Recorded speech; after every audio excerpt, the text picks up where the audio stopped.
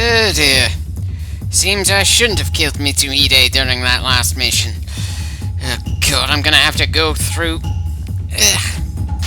both those damn things over again just to get the more detailed cutscene of the true ending.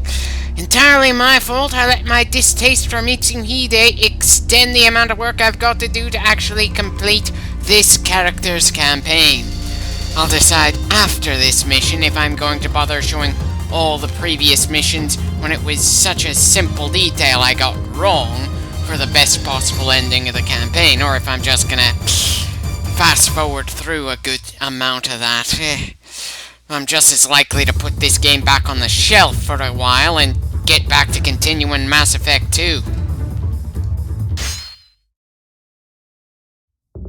So, fighting against Shingen was Kenshin's absolute favorite moment in his campaign. Let's see how Kenshin enjoys it when we're playing from this perspective.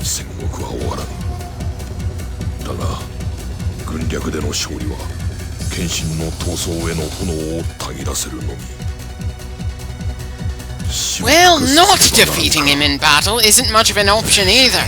But at least we're being told up front that the kind of victory we need is gonna have to be something obscenely bullshit, because we are trying to erode the will to fight from a man who, as far as this game is concerned, has nothing to think of other than the next fight. He is literally the only character in his faction. He has no ties other than the rivalry with Shingen, so he is as uncomplicated an antagonist as you can get. That wouldn't be all that damning if the game and the portrayal were done in a particular way, but with the style this game has, now we've outright played as that character earlier. Now technically, I know the game has more of a focus on the action sequences than the actual storytelling, but with storytelling this bad, I'm kinda surprised I managed to push myself to comment on this much of the game with little to no break. Was I just that damn tired of Mass Effect 2 and what it had been throwing at us? Or is there something about this game that hits all the right buttons subconsciously that I can't identify well enough to put into words?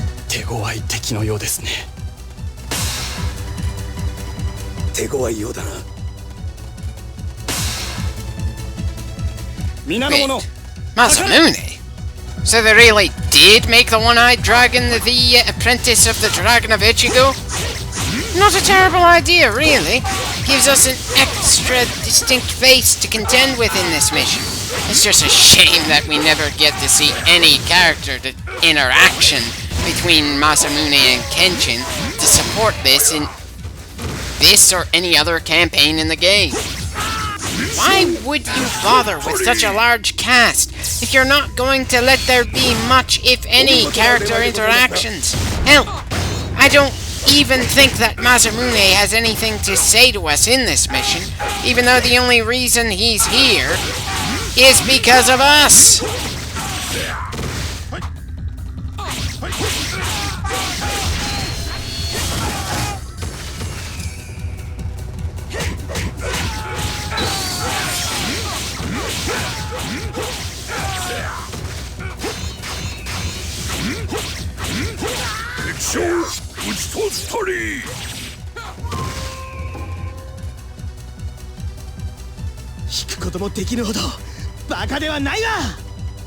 But apparently you don't know when it's right for you to show up in the first place. That's a bit on the foolish side, but then I don't have too much room to talk. After all, I'm foolish enough to be going through this game despite knowing that Dynasty Warriors, a series that revolves around this kind of combat and mission, is not a series I ever want to LP. Just, what is it about ancient Japan that makes me feel interested enough to want to go through a game style I knew from the start would be a pain in the ass to deal with in terms of writing commentary for it? As a side note, that is most definitely not what Anzo just said. He basically said a generic ninja chant. A chant that I'm pretty sure does not actually translate to the phrase we saw on the subtitles. Granted, the guys who are writing the subtitles didn't do a direct translation for the defeating enemy officer quote either, in an attempt to give the various characters more personality than just everyone saying, "Enemy officer defeated." But still.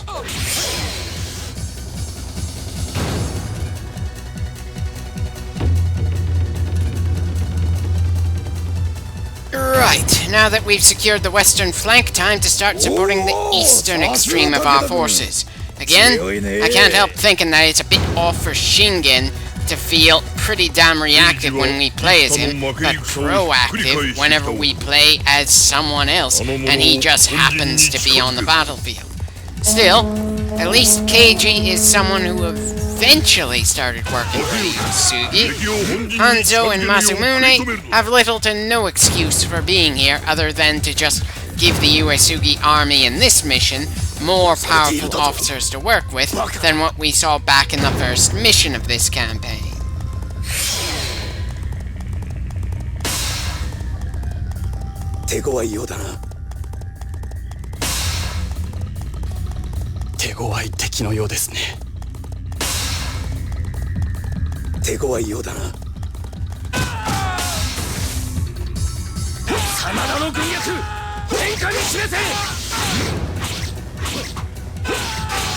Great, we go from owning that section of the map to instantly losing it. Can someone please tell me what is even the point of giving the player character an army to work with if they're so easy for the enemy to deal with that they don't even slow the bastards down?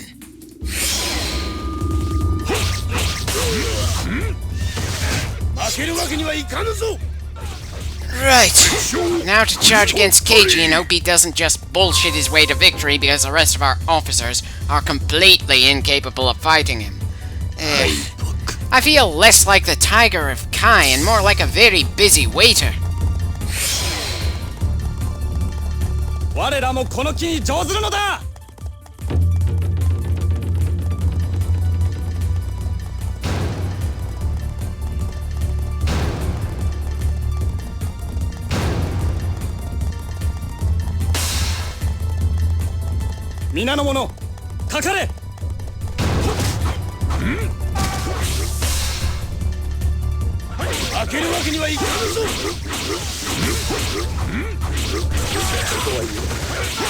Oh, please, you're just fighting a bunch of nameless soldiers, not Kenshin himself.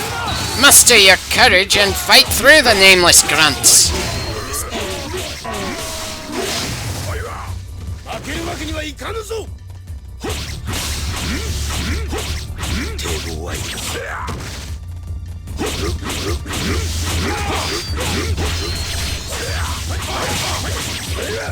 Looks like an enemy officer wants to give Keiji some support. Thankfully, it looks like Yukimura can keep that guy busy. It's not that I don't think we could take them both on at the same time. It's more the fact that I appreciate any and every sign that we're not alone against these large hordes. Granted, I think Yukimura should have been able to take on more of this pressure than what we've seen, but with how pathetic our forces tend to be in this game, I'll take what I can get.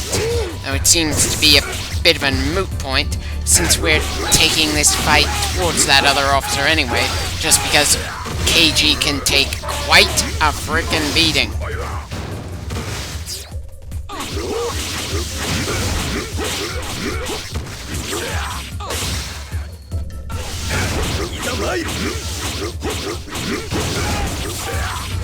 Can you really say our personal army is losing morale when the player has no command authority at all, despite our character's rank? Well, I certainly understand why our troops would be losing morale considering how worn down we are by this frickin' slugfest. Even if the end of this mission isn't gonna give us the true ending for the campaign, at the very least this fight is feeling just epic enough to be a truly worthy point to take a break from the game for a while.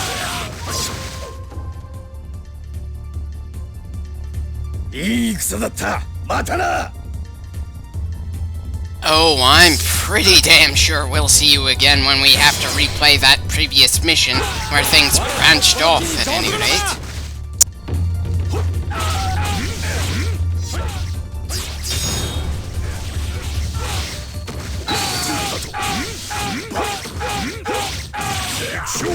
Hold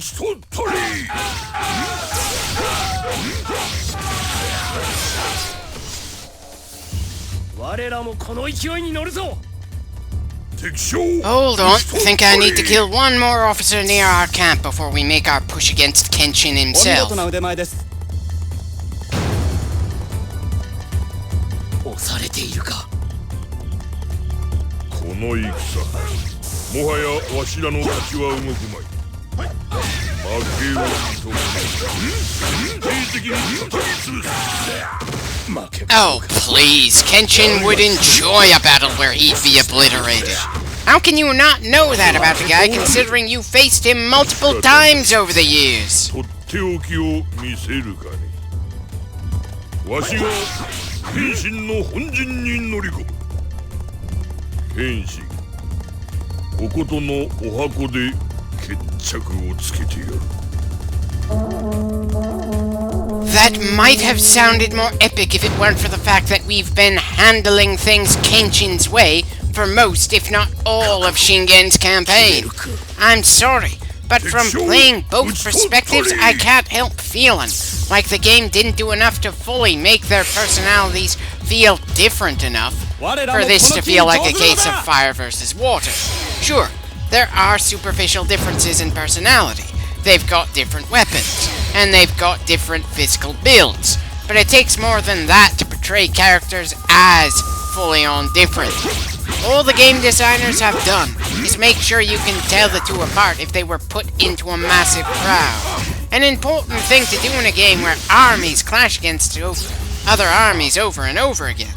I'm not saying it's a bad thing, but in a game that takes so much time to go through, you should make sure those characters have enough going for them, that you can feel something one way or another for them as you work with them in their personal campaigns. By the way, anybody know a word other than them to use it from the thesaurus? I'm kind of running low. Yeah. Characters who are followers, such as Yukimura and Hanzo, can afford to be pretty basic as they go about their tasks. Even after Shingen died in Yukimura's campaign, it felt like Yukimura was doing what he could to not disappoint his fallen lord.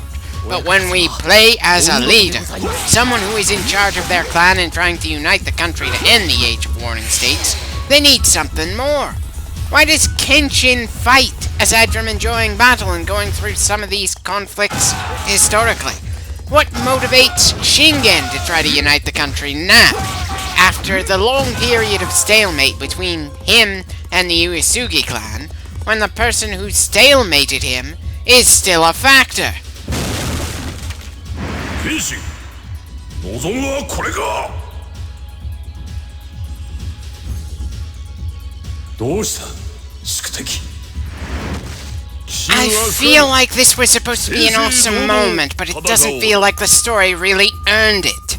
The moment just happened without enough build-up for me to really feel anything for this confrontation happening this way.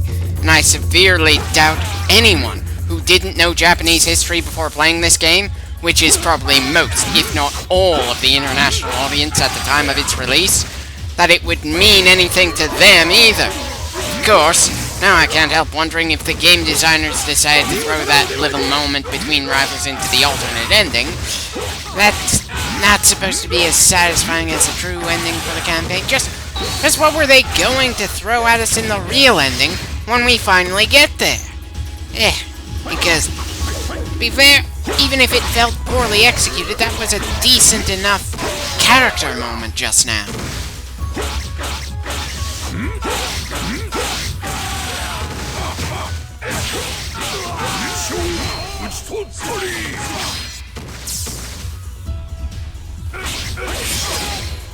Sudden thought. It's got to be a bit annoying to some people how little thought and effort was put into the non-playable officers for the most part. Especially for anyone who could trace their bloodline to said warriors. Granted, not especially likely for too many people in the international audience, but for the Japanese audience that this game was primarily targeted at, it's probably a much bigger thing. Even if Japan has a much healthier attitude towards its most devastating period of civil war compared to the United States, it's still got to be a bit awkward at times. At the very least, it's got to be annoying to the people who live in former Uesugi lands that the first game only made Kenshin distinct. 討ち取ったり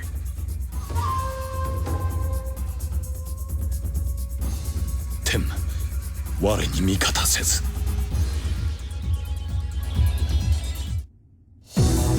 Right, time to see what's hopefully the only ending cutscene we'll go through that the game designers didn't bother animating in a more special way.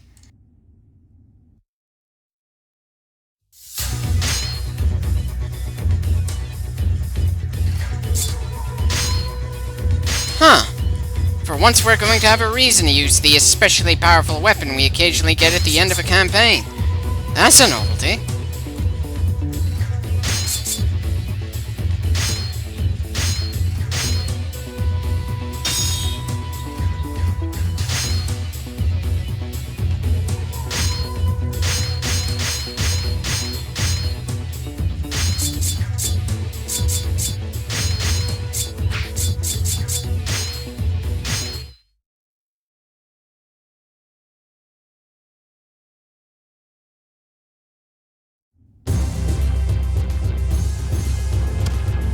Despite being tied up and his army defeated, I don't get the sense that Kenshin feels beaten here.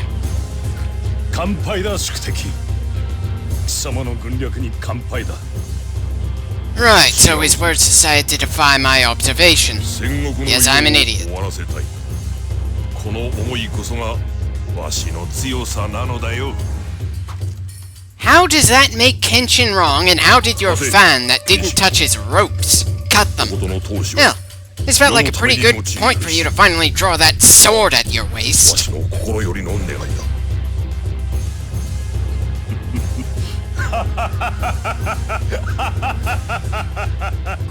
Yeah, I'm tempted to laugh as well. There's a good reason this is considered a less satisfying ending. Speaking of reasons, why is it that the Takeda troops, who are clearly annoyed Kenshin is laughing at their lord, didn't get subtitles for us to read?